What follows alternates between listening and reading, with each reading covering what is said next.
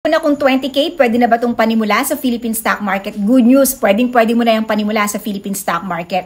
Actually, pwede mo na nga yung parang gawing bank savings account eh. Yung pera mo, ipapasok mo sa iyong trader's account, and then kapag meron ka nakitang stocks na magandang bilhin based sa iyong investing or trading plan, pwede mo siyang bilhin. Kasi ang charges naman ng mga stockbrokers is for every buy and sell lang eh. Kung wala kang bibilin, wala kang ibebenta, walang charge. Ang difference lang ng bank savings account mo at saka ng iyong investment sa Philippine stock market ay yung kita mo sa Philippine stock market, pwede pang kumita through dividend investing. Kasi ang dividend investing, simplest way of investing yan sa Philippine stock market. Hindi mo kailangan i-monitor yung stocks mo regularly.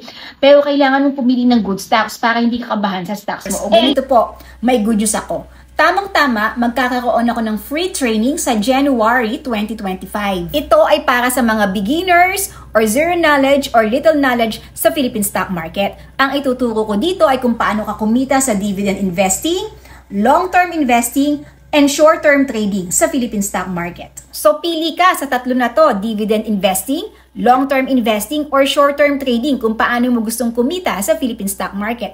Asahan ko ang attendance mo sa January 2025. Online po ito. Ilalagay ko yung link dito at sa comment section, mag-register ka na.